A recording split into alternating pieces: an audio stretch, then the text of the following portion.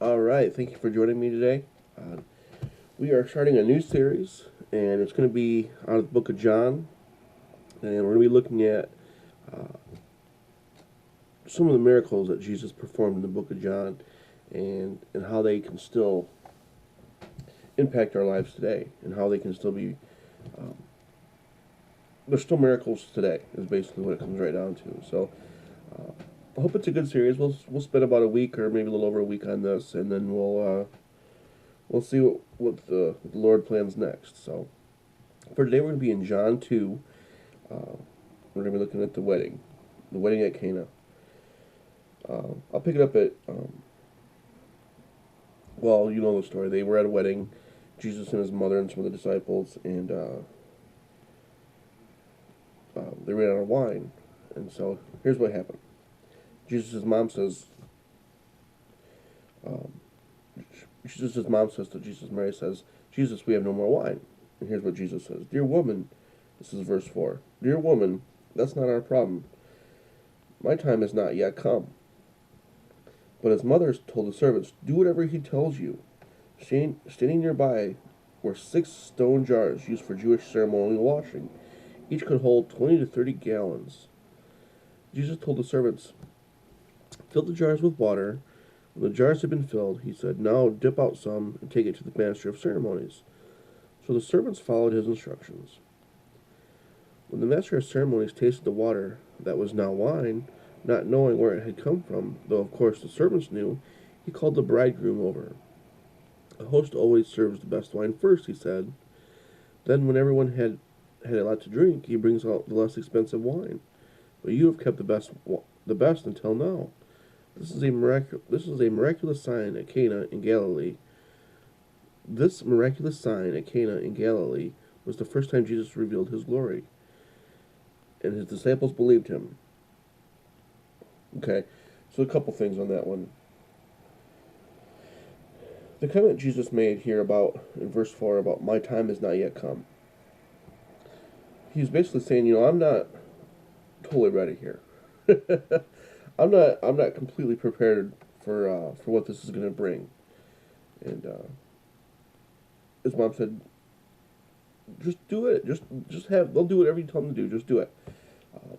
So Jesus did it, and the cool thing about this is he didn't just make a gallon or a box of wine. He made, it says, 6 20 to 30 gallon ceremonial washing. I don't even know what they call them. Jars, but they were 20 to 30 gallons each, and there were 6 of them. So let's say 120 gallons. That's the low end. Jesus made 120 gallons of wine. That's a lot of wine. Like, that's a lot of anything. That's a lot of water. 120 gallons. Um, so it wasn't. The point of this wasn't wine for drinking. Obviously, that's when I was a young Christian, I read this and I thought, wow. So maybe Jesus feels like drinking's okay, or I don't know. I thought some silly stuff, but it has nothing to do with the actual wine itself. The wine represents the new covenant, the new way, the new life in Christ that we have. And the old wine represents the old covenant and the old way. And so the old wine, the old covenant ran out. Like it was only designed to go so far, and it made it. And what Jesus brought was the new covenant, the way more grace, wine, love, represented wine, way more than we could ever need, way more abundantly, life abundantly. 120, 150 gallons of wine represents the new covenant. I just think that's so cool that he didn't just, like I said, he just didn't just do a couple bottles of wine or whatever. He represented the new covenant. The new covenant is way more than anybody needs, and it's way more than enough to cover anything we've done. But look what it took. It took some people who were willing to do it. Could you imagine being one of those servants at the wedding and filling up a wash bin, a 20 to 30 gallon wash bin full of water? And you're sitting there with the spigot on, like, why does he need this much water? I don't understand what he's doing here. Are we having baths now? Are we showering? Like, what are we doing here? But they they did it anyways. Um, so it's just an awesome story of Jesus and his foreshadowing of the new covenant. The old covenant ran out, and the new covenant. What do you say?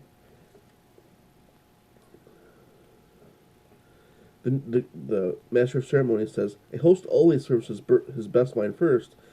He said, then when everyone has had a lot to drink, he brings up the less expensive wine. But you have kept the best until now. So that's saying, what we did before was good. There was a reason why we went through the old covenant. We learned right from wrong.